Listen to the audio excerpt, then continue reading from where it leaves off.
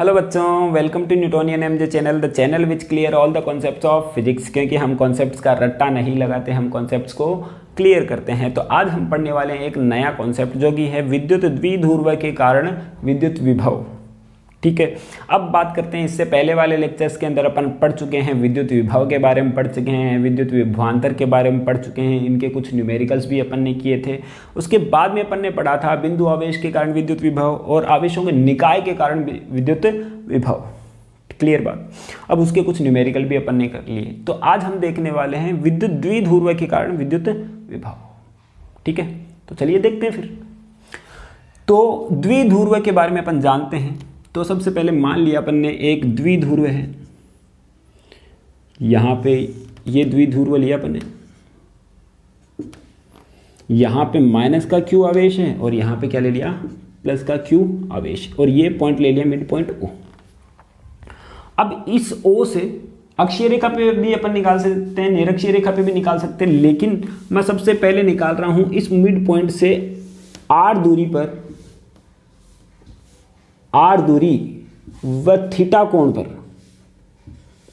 Are दूरी व theta कोण पर एक बिंदु P है जिसके ऊपर अपने को विद्युत विभव का मान ज्ञात करना है। तो अब क्या करेंगे, P पर विभव का मान ज्ञात करना है। तो सबसे पहले अपन क्या करेंगे, विभव अपन जानते हैं कि कैसी राशि है, अदिश राशि है। कैसी है, अदिश, और अदिश आते ही आदि टेंशन तो वैसे ही खत्म। क्या करूंगा मैं, पहले तो माइनस क्यू के कारण यहाँ पे विभव ज्ञात करूंगा, फिर प्लस क्यू के कारण विभव ज्ञात करूंगा और दोनों को जोड़ दूंगा, और कौन सा जोड़ोगा, अदिश योगफल। तो आसानी से अपन उसको कर सकते हैं। तो सबसे पहले मैं निकालता हूं माइनस क्यू के कारण विभव। तो माइनस क्यू के कारण P पर विभव कितना आएगा बोलो, के क्यू बटे आर। ठीक है, इसको नाम दिया मैंने V1। कितना नाम दिया, V1 नाम दिया। तो के क्यू का मान तो ये रहा, लेकिन R अपने पास में है नहीं, तो इसको मैंने नाम दे दिया, ये अपन ने नाम दे दिया R1। ये अपने पास में R1, और इसको भी नाम दे देता हूं मैं R2। क्लियर बात। तो माइनस क्यू के कारण विभव कितना आएगा, के क्यू बट्टे R1, माइनस का के क्यू बट्टे R1। क्लियर।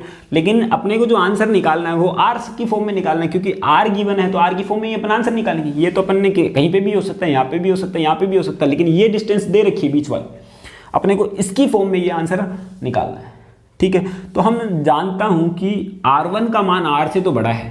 देखो तुम, R1 का मान किससे बड़ा है, R से बड़ा है, क्योंकि ये आया, इसको मैं मान लेता हूं A, इसको मान लिया B। तो R1 का मान जो है, यहां पे लिख देता हूं साइड में मैं, जो R1 है वो किसके बराबर है, AP के बराबर है। किसके बराबर है, AP के बराबर। अब मुझे R की फॉर्म में निकालूंगा, तो मैं क्या कर रहा हूं, इसको आगे बढ़ा देता हूं मैं, इसको मैंने क्या किया, आगे बढ़ा दिया, और यहां से मैंने एक लंब डाल दिया, यहां पे अपन ने डाल दिया लंब, और ये ले लिया M पॉइंट। ये थीटा है तो ये भी थीटा। अब तुम देखो AP जो है लगभग MP के बराबर है। संपूर्णतः बराबर तो अपन नहीं लिख सकते, AP जो है किसके बराबर है, MP के बराबर है, यानी कि AP यानी कि किसके बराबर है, MP मतलब मध्य प्रदेश के बराबर। ठीक है कि नहीं, आंध्र प्रदेश किसके बराबर है, मध्य प्रदेश के बराबर, जो कि एक बहुत बेकार जोक था। तो यहां पे अपन ने क्या लिया, AP बराबर MP।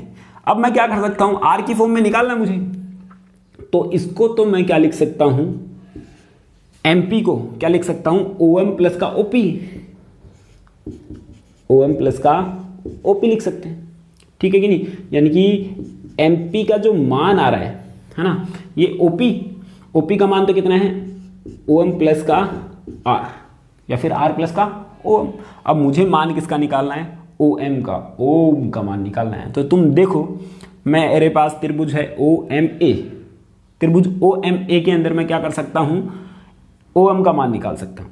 तो त्रिभुज OMA में देखो कितना आएगा, ये तो थीटा है तो ये क्या हुआ, आधार, और ये क्या हुआ, लंब, और ये क्या हुआ, कर्ण। तो थीटा है तो मुझे क्या करना है, आधार ज्ञात करना है। तो आधार ज्ञात करना तो कौन सा साइन कर, क्या लगाऊंगा मैं, कॉस थीटा।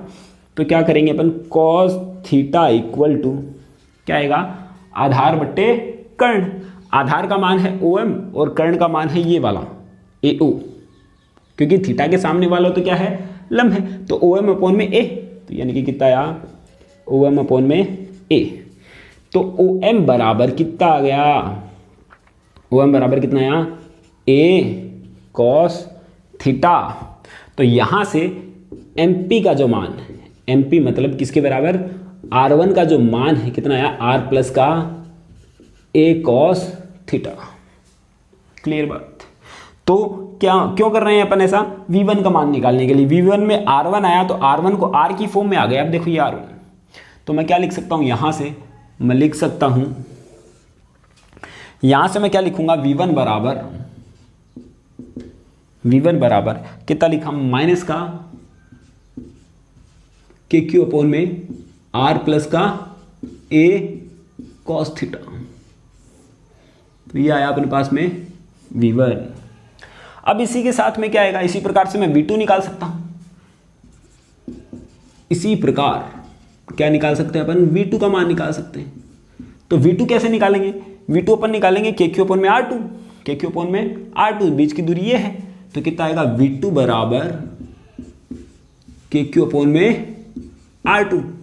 अब R2 का मान भी मुझे निकालना है, तो R2 का मान निकालने के लिए मुझे पता है कि R2 जो है R से छोटा है, तो यहाँ से इस बार यहाँ पे परपेंडिकुलर डाल दूंगा मैं, तो ये आया 90 डिग्री, तो थीटा और इसको ले लिया मैंने n। अब जो R2 है यही तो है R2, अब ये R2 इस NP के बराबर है।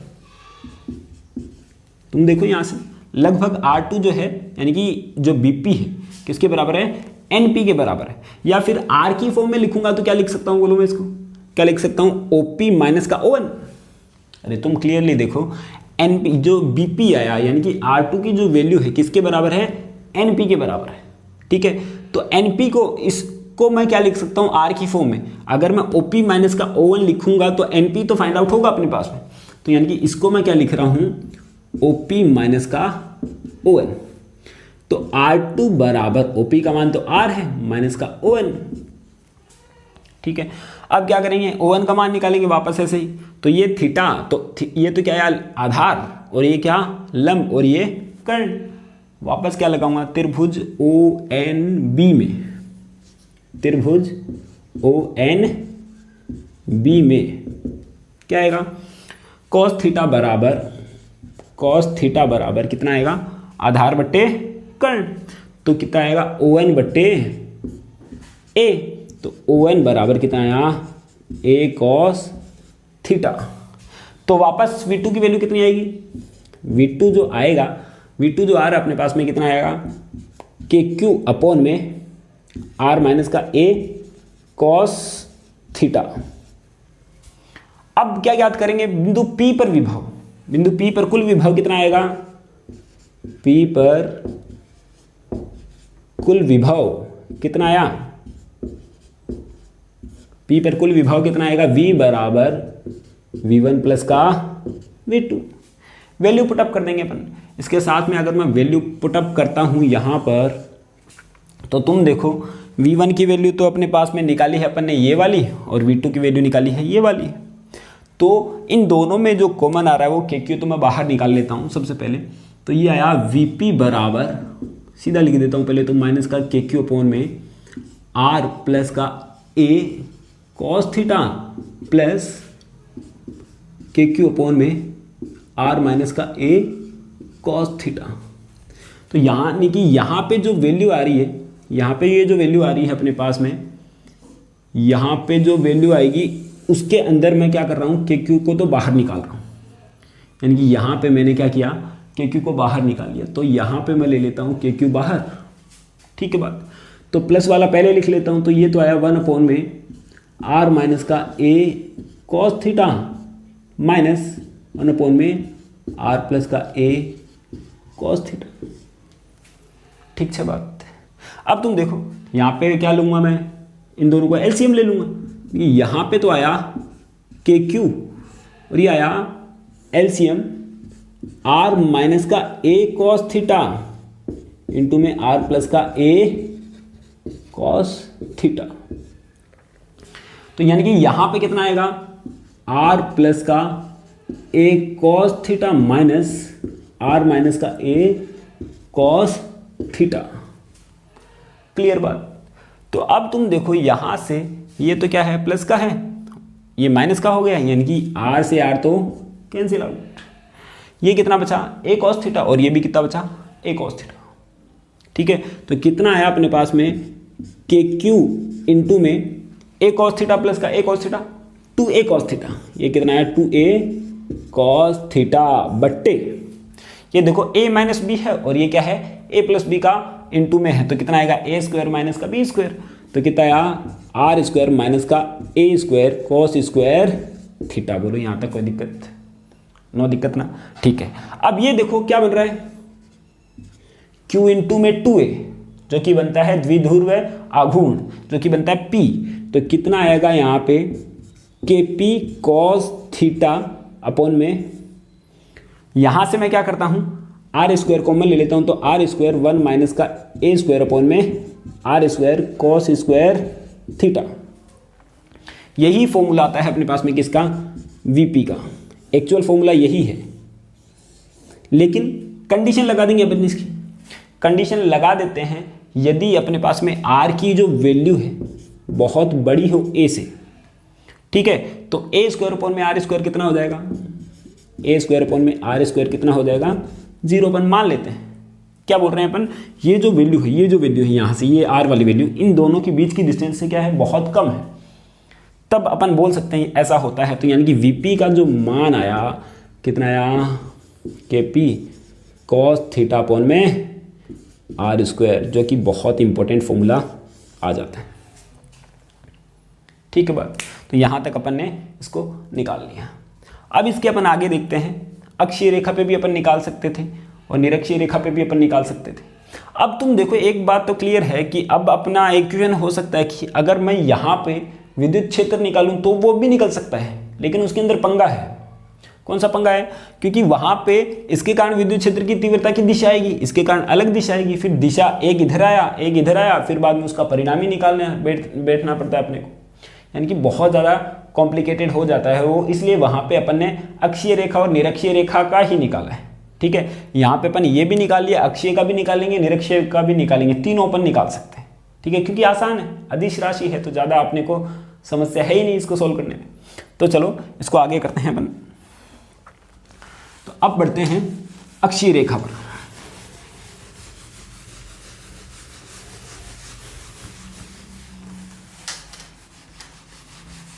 तो अक्षीय रेखा पे क्या आएगा, अब एक बात देखो, अक्षीय रेखा तो क्या हुआ, जब थीटा का मान कितना है, 0 डिग्री।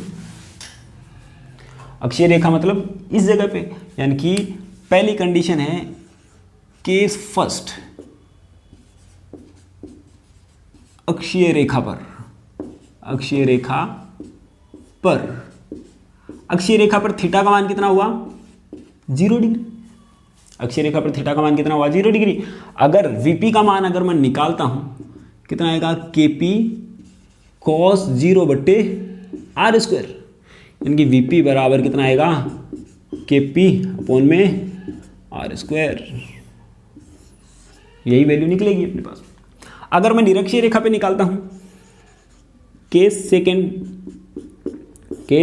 सेकंड निरक्षीय रेखा पर,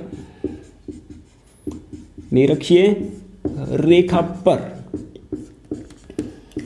थीटा बराबर कितना हुआ, 90 डिग्री। अगर थीटा 90 आ गया तो VP cos 90 upon M R square, यानी कि वीपी बराबर 0। ये बात अपने को क्लियर हो जाती है। यानी कि अपन ने क्या किया, किसी आर दूरी पर थीटा कोण पर है तो भी निकाल लिया, अक्षीय रेखा पे भी निकाल लिया, निरक्षीय रेखा पर भी अपन ने निकाल लिया है। ठीक है कि नहीं। अब ये बात थोड़ी सी दिक्कत कर सकती है कि सर अपन ने इसको इस फॉर्मूले से क्यों निकाला, उस तरीके से भी निकाल सकते हैं जैसा कि अपन ने वहां पे किया था। ठीक है, फॉर एग्जाम्पल दूसरा तरीका अगर मैं बताऊं, अक्षीय रेखा पर मान यही आएगा सेम टू सेम। ये द्विध्रुव अपन ने लिया, माइनस क्यू प्लस क्यू, यहाँ पे मिड पॉइंट ओ, यहाँ पे क्या है अपने पास में पॉइंट पी है अक्षीय रेखा के लिए, तो ये करेंगे अपन। और ये दूरी कितनी है, आर। तो पहले तो इसके कारण यहाँ पे विभव, ये ए ले लिया अपन ने, ये बी ले लिया, ऐसा ही तो करते थे अपन, इसके कारण विभव, दूसरे के कारण विभव निकालेंगे, जोड़ देंगे। तो तुम देखो सबसे पहले तो V1 मैं निकालूंगा, तो V1 कितना आएगा, माइनस का KQ अपॉन में ये दूरी कितनी आएगी, R प्लस का A, तो इसको लिया मैंने R प्लस का A। V2 कितना आएगा, KQ अपॉन में R माइनस का A, तो दोनों को जोड़ दूंगा मैं, VP बराबर कितना आएगा, KQ मैं बाहर ले लेता हूँ, KQ ये आया 1 अपॉन में R माइनस का A माइनस 1 अपॉन में R प्लस का A। ये सेकंड मेथड अपन देख रहे हैं जो कि काफ़ी बुक्स में होता है, लेकिन अपनी RBSC बुक में एक शॉर्टकट मेथड है, ये अपन ने निकाला, उसकी हेल्प से अपन ने तीनों निकाल लिए। ये ऐसा भी अपन कर सकते हैं, ठीक है कि नहीं। तो VP बराबर क्या आएगा, KQ ये आया R माइनस A इंटू में R प्लस का A, और यहाँ पे आया R प्लस का A माइनस R माइनस का A। तो यहाँ से तुम देखोगे VP बराबर कितना आया, KQ ये R से तो R कैंसिल, तो इंटू में 2A अपॉन में R स्क्वायर माइनस का A स्क्वायर। अगर मैं R स्क्वायर को बाहर निकाल लेता हूँ और ये तो आया KP, तो VP बराबर कितना आया, KP अपॉन में R स्क्वायर 1 माइनस का A स्क्वायर अपॉन में R स्क्वायर, जो कि हो जाएगा 0। तो KP अपॉन में R स्क्वायर, अक्षीय रेखा पे कितना आया, KP अपॉन में R स्क्वायर। यानी कि दोनों तरीके में यूज कर सकता हूँ, लेकिन अपन ने ये तरीका यूज किया जो कि एक स्मार्ट तरीका है, जो कि इससे अपन इजीली निकाल सकते हैं। एक निकाला, तीनों अपने आप निकल गए। या फिर यहाँ पे तुम ऐसा करो, अगर तुम्हें लंबा करना है तो पहले अक्षीय पे निकालो, फिर निरक्षीय पे निकालो, फिर बाद में यहाँ तक दूसरा निकालो। 3 मेथड हो जाएंगे, और वहाँ पे एक मेथड से ही अपन ने तीनों कर लिए, ठीक है। अब देखते हैं निरक्षीय पे। निरक्षीय पे भी अपन देख सकते हैं, ऐसा ही होने वाला है। निरक्षीय पर भी उसकी वैल्यू अपन निकालेंगे। निरक्षीय रेखा पर अपने को विद्युत विभव का मान ज्ञात करना है, ठीक है। चलो देखते हैं कैसे निकलेगा।